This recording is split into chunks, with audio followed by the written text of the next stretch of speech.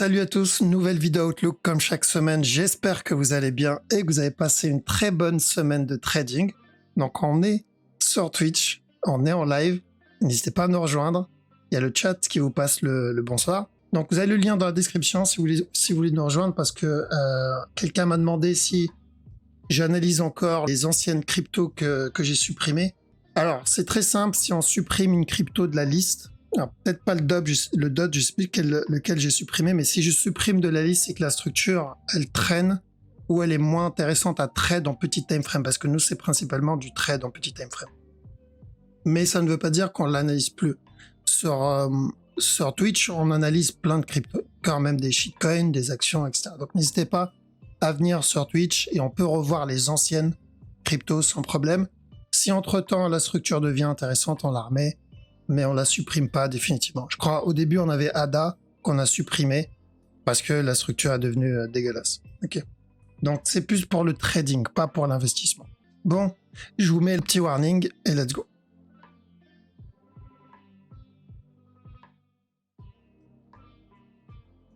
Ok, la crypto, on commence par le Bitcoin. Donc direction du Bitcoin, ça n'a pas changé. On va se focus sur le 1 heure parce que 4 heures, on est toujours sur la validation de l'expanding. D'accord? Expanding flat, drop, revenir tester le bas.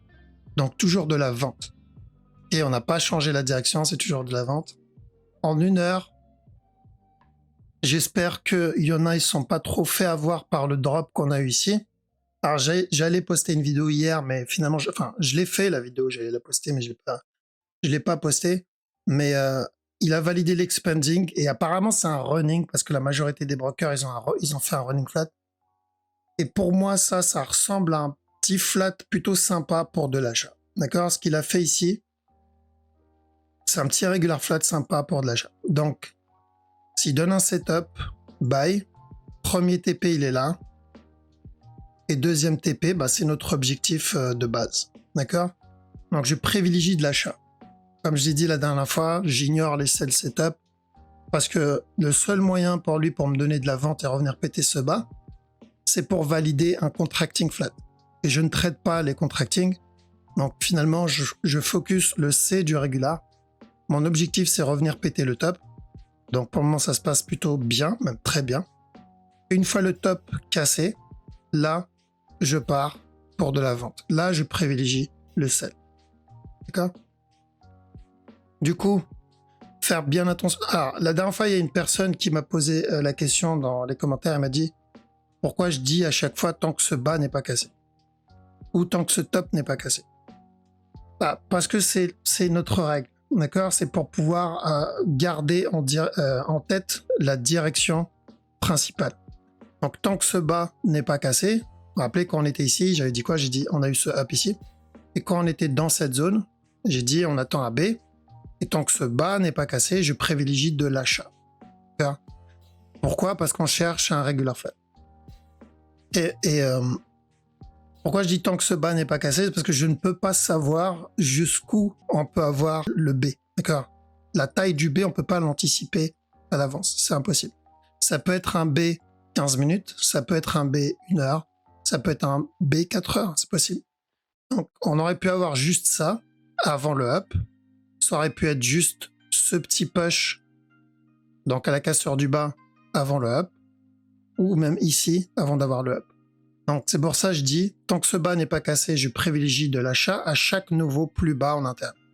Donc ici, je tente les buy setup, ici je tente les buy setup, ici je tente les buy setup, et ici je tente les buy setup. Parce qu'on ne peut pas deviner à l'avance et se dire, ok, le B va se retourner là, là ou là, alors qu'on n'a même pas entamé le B. C'est impossible. D'accord? Donc ça, c'est la raison pourquoi je dis tant que ce bas n'est pas cassé. C'est un peu comme quand on était ici aussi. Donc l'idée, c'est de garder en tête la structure supérieure et être conscient que tant qu'on est au-dessus de cette zone, ben, on trade cette direction. Mais timer le marché, avec l'expérience, on va dire, et qu'on commence à connaître toutes les structures, on va pouvoir avoir plus de facilité pour timer la structure, mais ça sera jamais parfait. Donc, on est obligé de tester à chaque nouveau plus bas. Et ça aide aussi pour le management. D'accord? Donc, je sais que dans cette zone, ce setup-là, je vais risquer moins que dans ce setup-là. D'accord? Parce que les probabilités d'obtenir le up, bah, j'aurai un meilleur up sur cette structure que sur cette structure. D'accord? Mais la direction que je recherche ne change pas. Tant que le bas n'est pas cassé, bah, je chercherai et je privilégie de l'achat, tout simplement. Ok? Donc, maintenant, l'objectif, c'est que ce top-là, une fois le top cassé, hop, tant que ce top-là n'est pas cassé, on va cacher, donc, tant que ce top-là n'est pas cassé, je privilégie de la vente. C'est ça. Donc, là, c'est toujours de l'achat. Je remets les flèches pour nos amis Fleshman. Et prochain move, donc une fois ça validé, on cherchera de la vente. D'accord? Pour de l'interne, donc c'est du 15 minutes. Ceux qui veulent tenter ce up, bien attendre un setup, un flag, un flat, peu importe, en tout cas, une confirmation comme quoi le mouvement veut continuer à push, donc un truc comme ça, avant la continuation. Et en BE, à la cassure de stop, et le TP, deuxième TP, c'est le plus haut. D'accord? ETH, c'est la même chose. Lui, d'ailleurs, il a pas cassé encore le top. Je pense qu'on va pas tarder.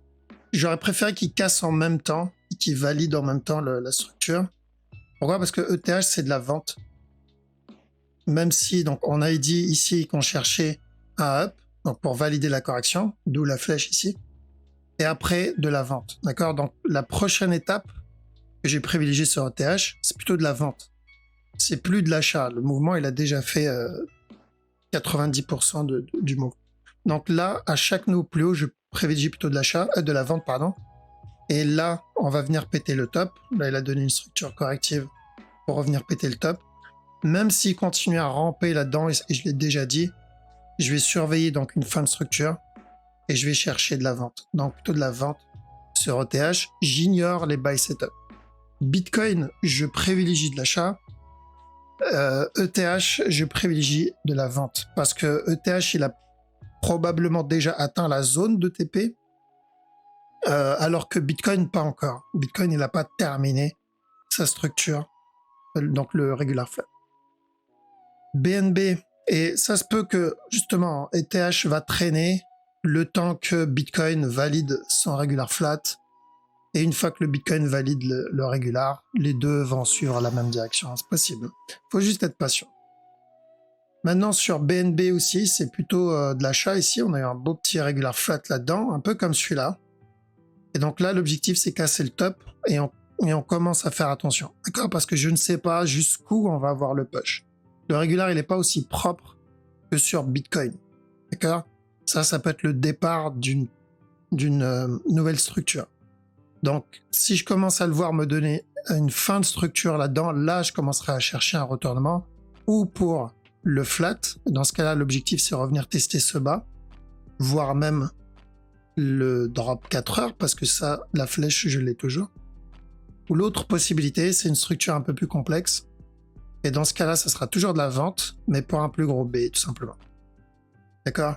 Mais j'ai besoin de voir une fin de structure. Pour le moment, j'ai pas de sell. Vous avez bien vu, là il a donné de l'achat, on avait dit buy jusqu'au top, et là aussi il donne de l'achat, et l'objectif c'est revenir tester le top. Donc j'ai pas de vente, j'ai plutôt que de l'achat ici. Pour le DOT, c'est la même chose, on peut avoir une structure un peu plus grande, d'accord, mais dans les deux cas, c'est revenir tester ce top là. Et pour la plus grosse structure, ça ce n'est pas suffisant pour que ça soit considéré la correction du up qu'il a donné. Donc ça veut dire quoi? J'attends une correction. Donc, une fois que ce up est terminé, je m'attends à un retournement pour une correction. Donc, si le Bitcoin valide le regular flat pour drop, l'Ethereum valide le regular flat pour drop, il y a de bonnes chances que le DOT, pendant que Bitcoin drop et que ETH drop, lui nous donne le drop au moins pour la correction. Donc, il y a de bonnes chances que la structure elle est en train de préparer ça en fait. EGLD, alors, ça c'est correctif pour moi, d'accord? Donc ça va être la même analyse que le DOT. Donc, revenir péter le bas directement, ou sinon donner un plus gros B. D'accord? Donner un plus gros B. Mais tout ce move, ça c'est le départ d'une fin de structure. Donc une fois que cette structure est terminée, 4 heures, c'est plutôt de l'achat. Voire même peut-être un peu plus que 4 heures. Alors c'est plutôt de l'achat, c'est-à-dire revenir corriger ce bas-là. Je parle pas d'un buy daily, hein, attention. Mais juste venir corriger le drop qu'il a fait. Donc attention ici. Là-dedans, là. Ça reste correctif pour moi. Seul. Idem. Petit buy setup ici. Là-dedans. Objectif, revenir péter le top. D'ailleurs, c'est pas dégueulasse. La structure est plutôt propre. Mais attention à la cassure du top. Parce que à chaque nouveau plus haut, donc même s'il valide ça, on risque ça. Pour le running. On avait vu il y a un petit moment déjà. Donc si Bitcoin valide le régular pour un drop, ETH valide le régular pour un drop, bah, il y a de bonnes chances pour que lui en profite pour valider le running. D'accord? Parce que Bitcoin c'est régular drop, 1 heure. Alors je sais, ils sont peut-être pas visuels, ils vont peut-être pas voir ce que je vais dire. Mais Bitcoin c'est régular drop en 1 heure, mais c'est aussi expanding drop en 4 heures. D'accord? Donc que ce soit en 1 heure ou en 4 heures, c'est baissier. D'accord? Le buy, c'est l'interne, c'est le C du et ça peut faire bouger, du coup, EGLD, sol. Le sol, ça peut correspondre au drop qu'on va avoir 4 heures sur BTC. D'accord? Donc ne pas se faire avoir par cette impulsion. On prend ceux qui trade en petit time frame, bien garder en tête que c'est des objectifs petit time frame. Donc, casseur du top, je prends mes profits et j'attends la prochaine opportunité. Un peu comme BNB. BNB, c'est pareil. Là, on avait dit d'acheter jusqu'au top. Là, il y a eu un buy ici. On prend les buys, mais à chaque nouveau plus haut, je me protège. Pourquoi? Parce que la structure 4 heures, voire un peu plus, c'est toujours baissier. Donc, bien faire attention au fractal. Et lui, même chose. Donc, j'attends ou une nouvelle structure avant le push, donc une nouvelle trend, probablement plutôt pour une correction, ou sinon directement venir péter ce bas. D'accord? Là, c'est trop tôt pour le dire. J'ai pas vraiment de structure de retournement pour de l'achat. Là, il y a 0 setup d'achat. Il y a plus de la vente vraiment que de l'achat. Car c'est vraiment tôt pour annoncer de l'achat ici. En tout cas, en petit time frame, hein, toujours 1 heure, 4 heures. Et LTC, il y en a, ils m'ont dit que certains brokers, ils ont déjà cassé le top pour le running ici. Là. Donc, vérifiez bien si la majorité ont cassé le top ou pas. Et pour la petite time frame, revenir tester ce top-là. On revient péter le top pour un flag ici, casser ce top. Après, ce sera peut-être l'enclenchement pour venir valider l'expanding. Parce que je ne sais pas si tous les brokers ont validé un expanding, ont validé le running, pardon, ou pas. Parce que si c'est un running, il est censé venir péter ce top. D'accord? Donc, pas de changement. BTC, buy. D'ailleurs, il push là encore. Nickel. Ok, donc, n'oubliez pas, cette zone, ceux qui sont entrés ici, parce qu'il y a eu un setup en 5 minutes. Ceux qui ont pris ce petit setup 5 minutes, là-dedans. La bonne zone pour commencer à prendre une partie des profits, c'est là-dedans. Et après, le dernier ici. D'accord? Déjà break-even dès maintenant. Hein. Maintenant, ceux qui sont encore dans le trade ici, monter les BE, c'est très bien. Ok?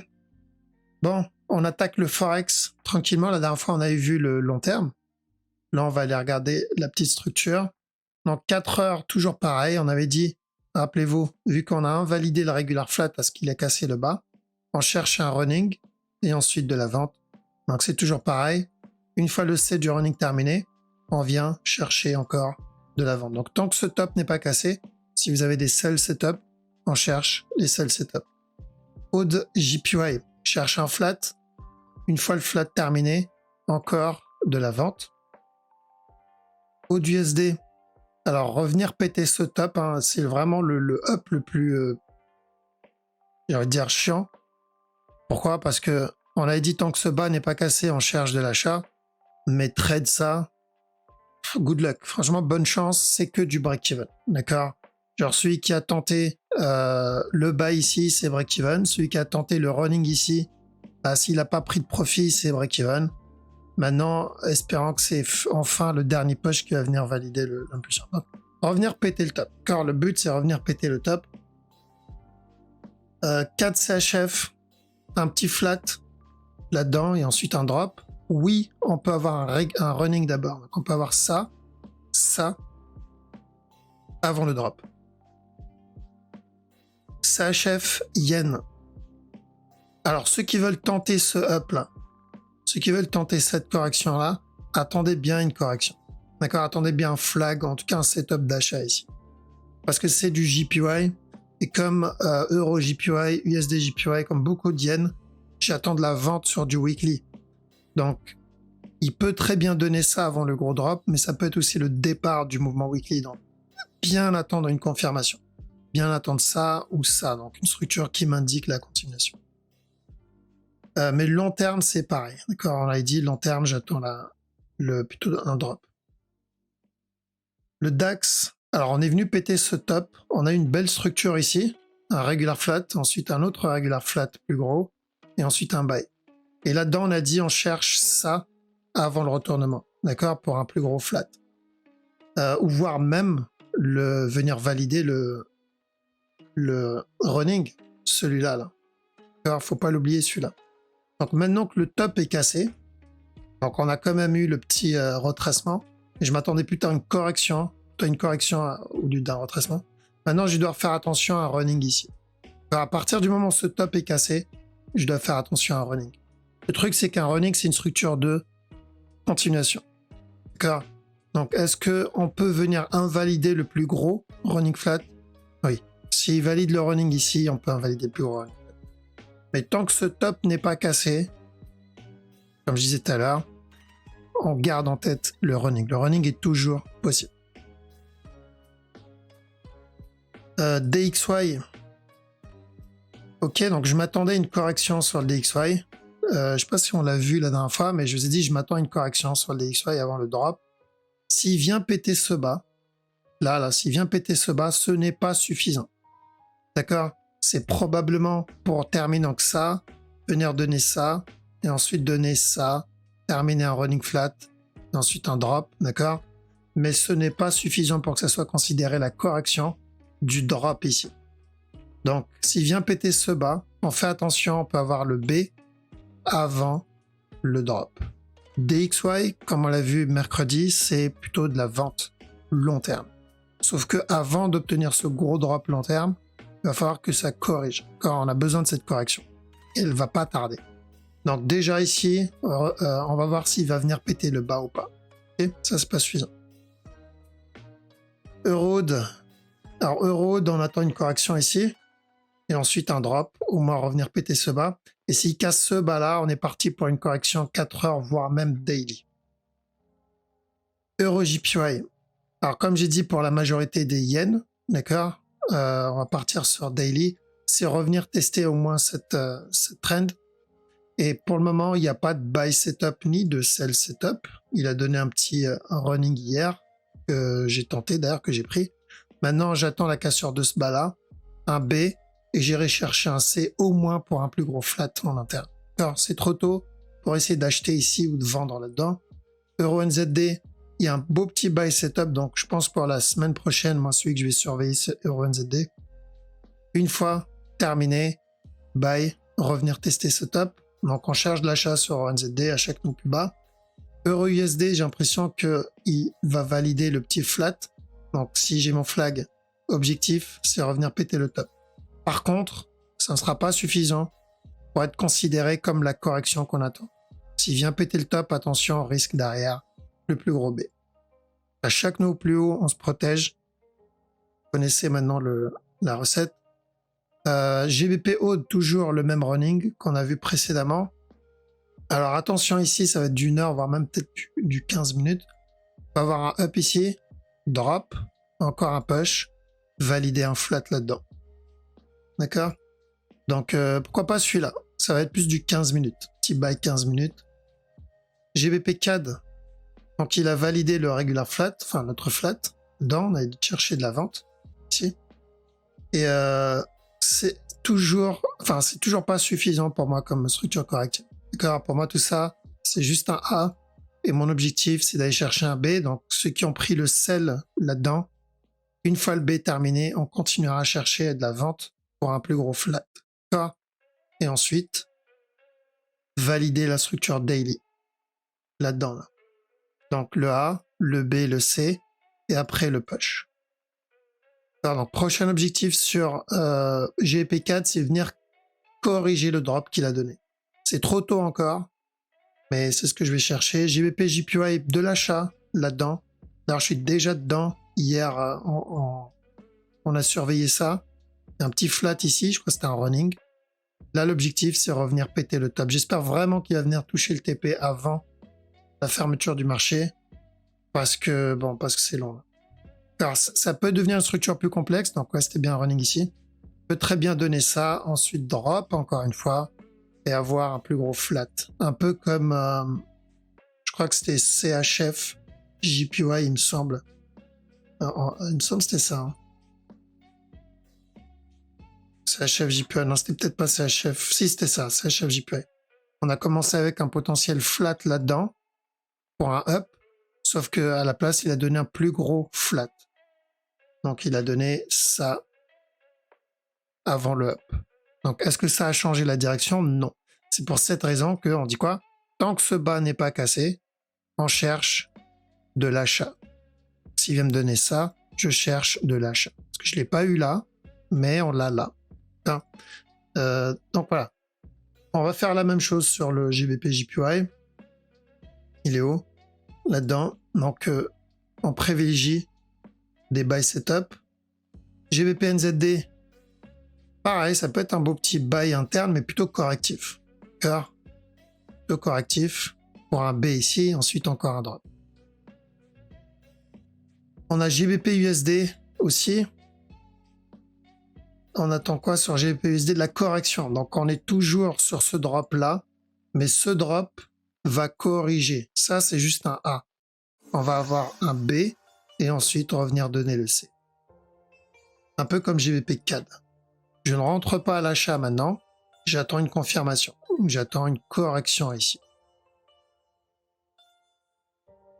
NZD CHF. Cherche de A. Ça m'embête comme ce genre de structure. Pourquoi? Parce que je me retrouve avec deux possibilités. J'aime pas analyser ça parce que c'est les deux structures, c'est possible. On peut avoir un running ici. Si c'est un running, il continuera à push. Donc, il faudra qu'il me donne un buy setup et venir péter le top. Mais le problème, c'est que ça, c'est correctif. Et ça m'annonce plutôt de la vente. Alors, donc, j'ai une structure interne qui m'annonce de la vente. Et j'ai la grosse structure qui m'annonce la cassure du top. Donc, je reste à l'écart de ça tant que je n'ai pas une confirmation. Parce que je ne traite pas les 50-50. J'ai 50% de chance d'avoir la cassure du top et 50% de chance qu'ils viennent péter le bas pour la structure interne. Et c'est pas le but. Le but, c'est d'augmenter les probabilités. Donc, comment? Juste attendre un setup. Donc, s'il flag ici, on part pour un running. Donc là, on a plus que 50% de chance d'avoir le buy. Par contre, s'il me donne des sell setup, donc un drop et un flag ici, je partirai plutôt pour le sell. D'accord. Pour le moment, stand-by. NZD, JPY. Ok, j'attends une plus grosse correction là-dedans. D'accord. Ça, plus grosse correction avant le drop. D'ailleurs, c'est lui aussi, il a fait un beau petit running en interne que j'ai pris hier, mais c'était juste de l'interne. Je sais que ça pue la fin de structure et on risque un plus gros flat. Donc, c'est le moment de sortir de ce trade. NZD USD, ça a l'air d'être, si je traçais une ligne, c'est qu'on cherche un buy.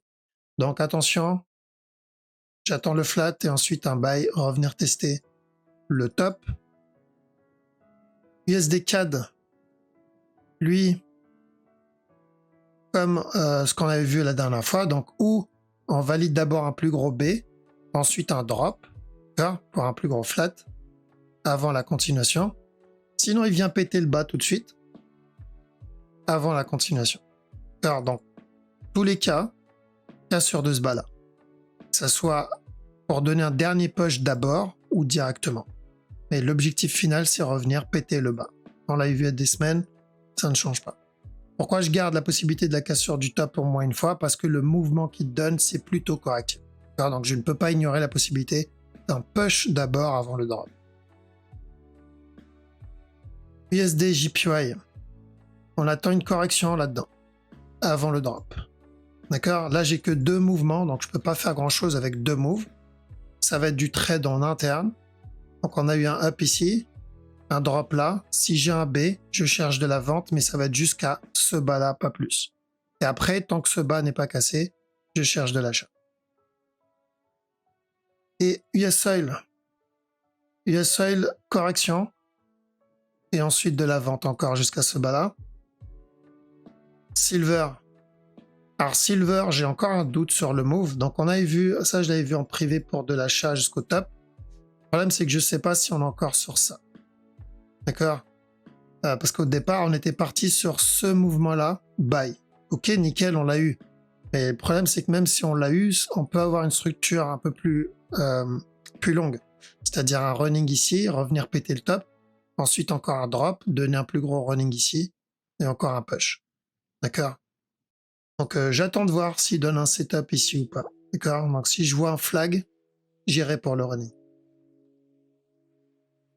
Et ça c'est le gold. Donc gold, j'ai pas de buy setup ici. Bien faire attention. Je pense qu'on est en train d'avoir un gros et un long running comme sur le silver. Ok? Je sais que ce move va corriger à un moment ou à un autre. Je sais que sur le daily, comme on l'a vu mercredi, l'objectif c'est revenir péter le top. Je peux où aller la flèche. J'ai peut-être laissé en weekly la flèche. Ouais. Donc l'objectif c'est revenir péter le top, ça c'est pas le problème. Mais il y a peu de chances qu'ils viennent péter le top sans corriger. Donc ce mouvement-là, à un moment ou à un autre, il viendra le corriger avant la continuation. On va attendre ça si on veut prendre la structure 4 heures ou plus. En 1 heure, il n'a pas vraiment donné de beau buy setup. Il en a donné en 15 minutes ici. Mais bon, c'est du 15 minutes, donc ça se manage en 15 minutes. Alors c'est moins intéressant. Et voilà, je pense qu'on a fait le tour. Donc n'hésitez pas à regarder la vidéo de mercredi si vous voulez voir le long terme, d'accord, les directions de long terme. On a fait une vidéo dédiée pour ça, pour le Forex. Là, à partir de maintenant, on va voir les petits time frames, donc 15 minutes, 1 heure et ainsi de suite. Et dans le but de choper le mouvement long terme. Exemple, on sait que là, c'est de l'achat long terme. Là, le but, c'est d'attendre la correction 4 heures avant de choper le buy daily. Si en petit time frame, il donne des buy setup, on doit faire attention à cette correction 4 heures parce qu'on ne peut pas l'éliminer. Il y a de bonnes chances qu'on l'obtienne à un moment ou à l'autre. Ok, bon, je passe sur le chat, comme ça je laisse le chat vous dire au revoir. En tout cas, Bitcoin, ça se passe plutôt pas mal, j'ai envie de dire. Et il est en train de pump là pendant que je vous parle. Il va bientôt péter le top. Donc le premier TP va être touché, j'imagine, d'ici la fin du live. J'espère en tout cas. Et ETH, ça y est, il a déjà validé. Il a déjà validé la cassure du top. Donc le temps que vous allez voir la vidéo, l'objectif est déjà atteint pour le buy. Et BNB, pas encore. BNB, pas encore, mais je pense que le temps que je poste la vidéo, ça sera déjà pété. D'accord, donc on commence à attendre. On attend la cassure du top Bitcoin, 17 000 et quelques. Et à partir de là, c'est la zone où on va commencer à faire les bagages et à chercher des sell setup. On rentre pas dans la vente directement parce qu'il peut très bien invalider tout ce que je viens de dire. Il peut invalider le regular flat et monter jusqu'à 1 milliard s'il veut. Donc ça, on le sait pas. Ok, donc on attend un setup. Pour le moment, on s'en sort plutôt bien. Le Bitcoin a validé presque la majorité de nos mouvements 4 heures, voire même 1 heure. C'est juste une histoire de patience. Certes, en 5 minutes, 15 minutes, il y a plein de structures qui vont s'invalider, mais on aura beaucoup moins de structures invalidées dans les time frames à laquelle on regarde sur YouTube à chaque fois, c'est-à-dire 1 heure et plus. Donc ça se passe bien, autant continuer à suivre la structure comme ça et être dans la bonne direction. Ok? Bon, je vous laisse ici. Passez un très bon week-end. Je vous dis à la prochaine.